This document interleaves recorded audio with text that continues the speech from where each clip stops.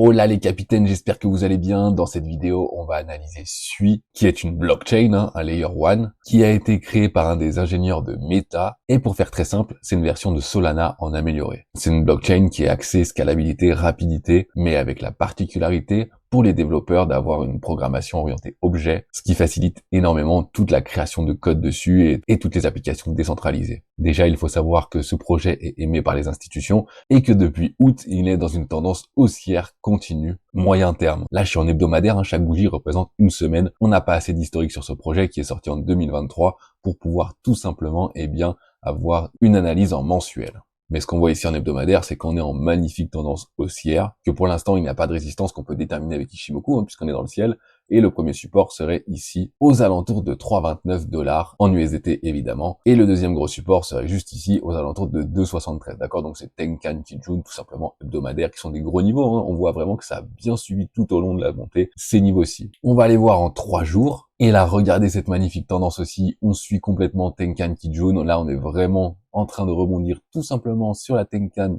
de 3 jours. Donc pour l'instant là, on est vraiment juste sur une belle tendance, il n'y a rien à dire d'autre, regardez, la lagging span est dans le ciel, le nuage haussier est épais, c'est-à-dire que la tendance est bien marquée, on est au niveau de la Tenkan, donc c'est parfait, on prend appui dessus, et regardez également, la Tenkan hebdomadaire correspond à la Kijun de 3 jours, et ça c'est un niveau qui est donc très important, niveau support aux alentours de 3,30. Si vous avez du cash et que vous voulez faire un peu de trading, ça pourrait être pourquoi pas un peu intéressant de mettre un ordre d'achat un petit peu juste au-dessus, si jamais on vient chercher juste une mèche pour rebondir. On va aller voir ça maintenant en journalier, chaque bougie représente un jour cette fois-ci. Et là, regardez, c'est pareil, on est en magnifique tendance haussière depuis, toujours pareil, depuis août. Et regardez cette construction. Alors, j'ai plus l'habitude de voir ça normalement dans la finance traditionnelle que dans les cryptos. Là, on dirait vraiment plutôt un Microsoft, un Nvidia, qu'un projet crypto qui est normalement beaucoup plus volatile. Mais là, franchement, très très bien construit. La lagging span a confirmé la tendance à partir d'ici, à partir de septembre. Et depuis, on est parti en magnifique tendance haussière. Et à chaque fois, la lagging span est venue rebondir quand il y a eu des petites corrections sur la Tenkan juste avant et sur les cours pour repartir à la hausse, d'accord? Là, on arrive exactement au même endroit, juste ici. Donc, est-ce que ça va faire la même chose que les autres fois? Est-ce qu'on va venir rebondir sur les cours pour partir à la hausse, comme ça s'est passé toutes les dernières fois? Ou alors, est-ce qu'on va avoir une petite correction? Et regardez encore une fois ce niveau à 3,20. Cette fois-ci, c'est le bas du nuage, donc la SSB. Donc vraiment, ça, c'est un énorme niveau de résistance court terme. C'est très très peu probable qu'on vienne traverser ce niveau d'une manière constante. En tout cas, c'est toujours probable qu'il y ait des mèches qui descendent.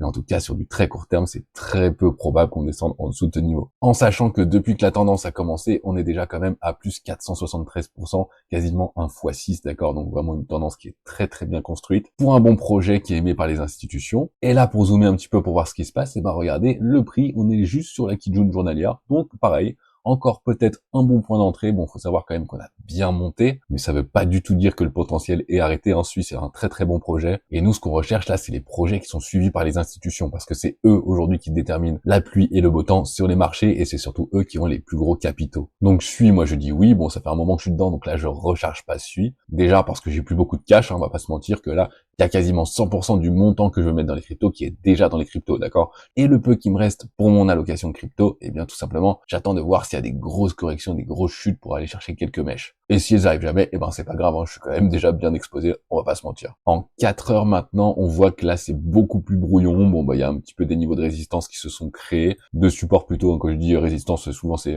soit résistance soit support. Mais pour bien comprendre, je les trace pas de la même couleur, en vert pour les supports, en bleu pour les résistances. Et donc là, c'est à peu près aux alentours d'ici qu'on a un beau support, puisque c'est plein de plats de SSB. C'est un plat ici, c'est un plat ici, c'est un plat ici, voilà, c'est à peu près cette zone-là. Je peux mettre d'ailleurs un deuxième juste en dessous, juste ici.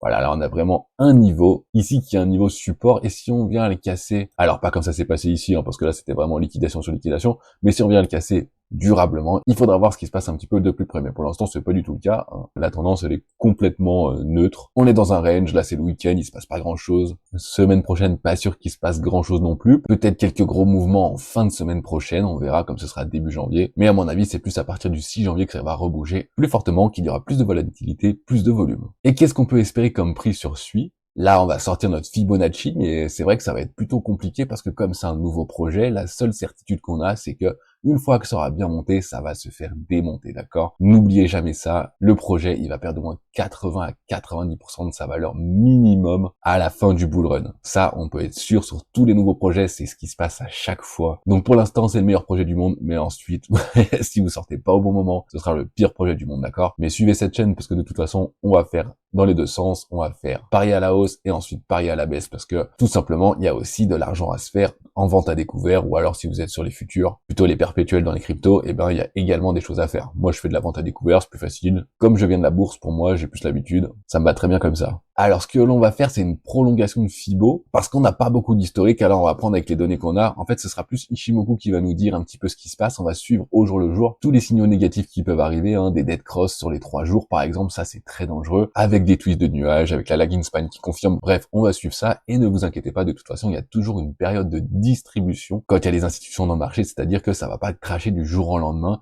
Enfin, il va y avoir un mini crash éclair, mais ensuite ça va remonter, d'accord? Sauf qu'à ce moment-là, ce sera un faux signal et qu'il faudra vendre à ce moment-là parce que ensuite les institutions vont se mettre à vendre de plus en plus et le prix va descendre vers 0. Alors on va faire une petite extension Fibo à partir d'ici, l'ancien ATH tout simplement, et là on va mettre les résistances et regardez, comme par hasard, où est-ce qu'on est allé se bloquer? Exactement à un niveau crucial, je vous en parle tout le temps, le 1,61,8 de Fibonacci. En fait, il y a deux niveaux cruciaux, c'est le 0,61,8 et le 1,61,8. Regardez, on est exactement venu rebondir dessus 2 fois. Et ce qui nous sert de support, c'était la première résistance qu'il y a eu au niveau des 1. D'accord? Donc voilà, Fibonacci est très bien respecté. Généralement, quand on est dans le ciel, Ichimoku nous donne pas plus d'indicateurs pour les futurs prochain niveau de prise de bénéfices, mais par contre Fibonacci est très intéressant avec ça. C'est pour ça que la complémentarité des deux indicateurs est vraiment magnifique sur les cryptos. Donc là, tout simplement, le prochain gros niveau, eh bien, ça va être le 2,61,8, d'accord? Ça va aller très vite, hein. Il n'y a pas vraiment de mini palier entre les deux. Et ensuite, on peut aller chercher encore plus haut, mais il faudra savoir qu'à chaque fois, je pense que ça va rebondir assez fortement sur ce niveau, d'accord?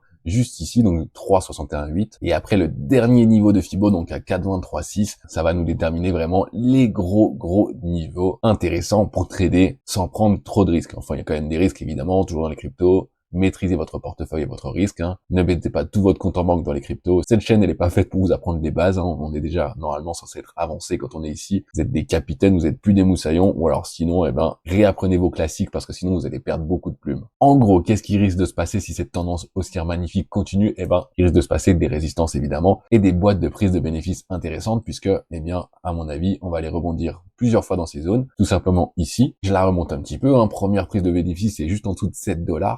Et ensuite, on risque de venir rebondir avec un nouveau support aux alentours de 5$. Et la prochaine, ce sera ici, aux alentours de 8,40$. Et après, ensuite, il y aura une dernière, donc ce sera au-dessus cette fois-ci, juste ici, mais alors là, ce sera très très loin. Comme d'hab, on aura bien le temps d'en reparler si on est là. Et là, c'est vraiment du rouge. Alors, en termes de gains par rapport à maintenant, ça donne quoi? Mais en fait, ça donne pas des montants énormes, hein, tout simplement parce que ça fait déjà quasiment un x6 depuis le bas. Donc, par rapport à aujourd'hui, la première grosse boîte, elle est aux alentours de 45%, jusqu'à 57%, d'accord? La deuxième, elle est entre 80 et 100 globalement, donc 1 x 2. Et ensuite, le maximum, 1 x 2,5. Voilà, c'est ce qu'il me paraît raisonnable d'envisager par rapport à l'avancée du bull run actuel et par rapport à la montée qui s'est déjà passée. Parce que là, ok, par rapport à maintenant, c'est pas dingue. Sauf que par rapport à en bas, ça fait déjà 1 x 14, ensuite 1 x 16, x 17 même, et jusqu'à 1 x 22, 23. Ok, donc là, il faut remettre les choses en perspective, on est tard dans l'avancée du cycle, pas la peine d'aller se cramer en cherchant 1 x 5, x 10 à partir de maintenant sur SUI, en tout cas c'est pas ce que je pense, et surtout qu'il y aura de bien meilleures opportunités à faire également dans la descente. On risque d'avoir des moins 20, moins 30% par jour, donc ça va être super intéressant aussi à shorter à mon avis. Toujours évidemment, je ne suis pas devin, j'essaie juste de voir ce que le marché nous dit par rapport à toutes les données qu'on a. Et d'ailleurs, au niveau de la dominance du Bitcoin, c'est pareil, là, elle est en train de baisser. Toujours un niveau critique, et c'est fort probable maintenant que, on vienne descendre un petit peu, soit maintenant, soit dans quelques jours. Donc, très intéressant également. Ça veut dire que la liquidité va rentrer dans les altcoins. Alors, faut savoir qu'en fait, SUI, pour le moment, c'est un peu différent parce qu'elle a pas suivi les autres altcoins, hein.